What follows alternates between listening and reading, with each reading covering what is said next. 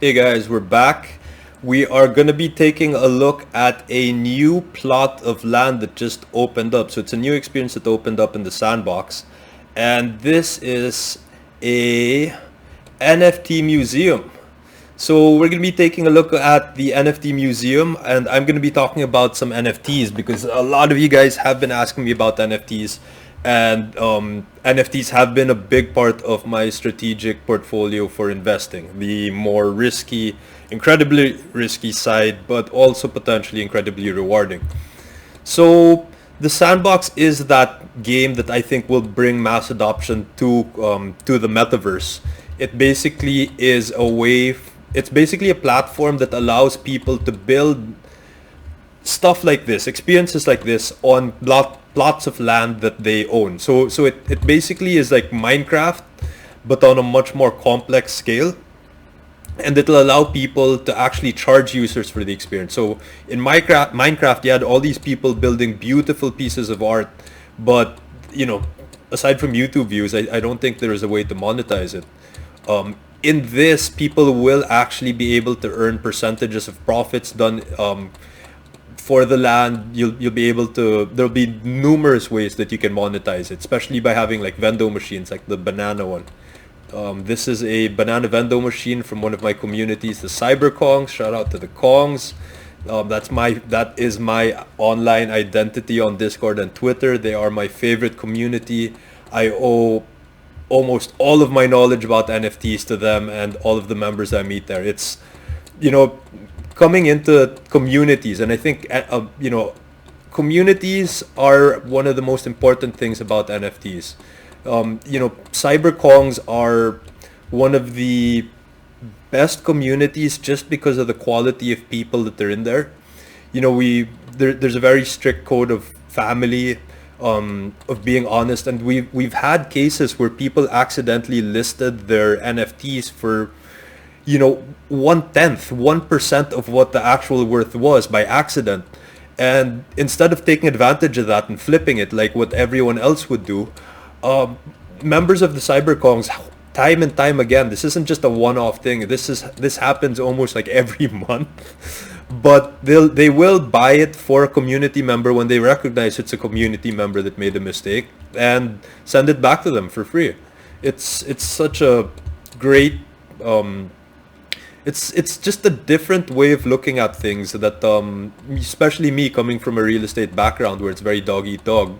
It's one of the things that convinced me to go full time into cryptocurrency and all of this, and it's been the best decision I've made in my life. I every day I wake up happy. I get to play.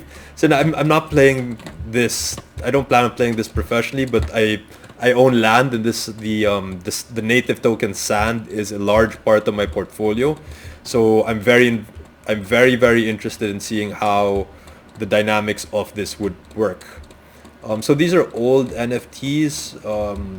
I think these are probably NFTs that came out in March, and in March, things that they're selling for 100 Ethereum, 50 Ethereum in March were only 0.08 to mint. Some of these were even free.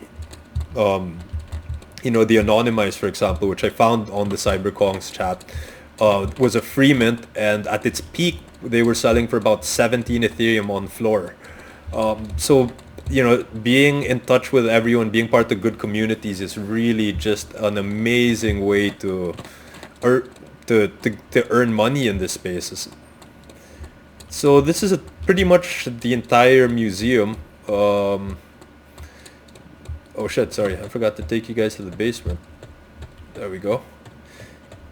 So in the basement, what I'm going to be showing you are some pretty interesting features. So there's Snoop Dogg's concert grounds. If you buy a pass, you will be able to access metaverse concerts. So it's similar to the Travis Scott Astro World Tour in whatever game that was. You'll be able to experience different concerts in the game. So there you got different avatars. So all of these avatars and many other types, you will actually be able to purchase and use as your in-game character. I'm only using the default one because that's what's allowed. But eventually, you will be able to use a multitude of different NFTs. And I think similar to, to people buying a Ferrari to flex, you will have people buying really, really expensive NFT profile pictures. I mean, characters to flex that they I don't know. It's cool. But so this one I think is worth like 100 or 150, 200 Ethereum. I think I saw this pop up as on a sale on Twitter a couple of weeks ago. Okay, so aside from that, you'll be able to use vehicles. Oh shit. Okay. Yeah, so you'll be able to actually hop on and use vehicles.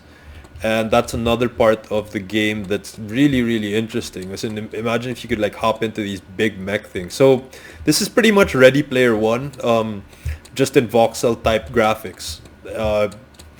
We're, Pretty much I think anything that you thought Ready Player One did, you can definitely do here.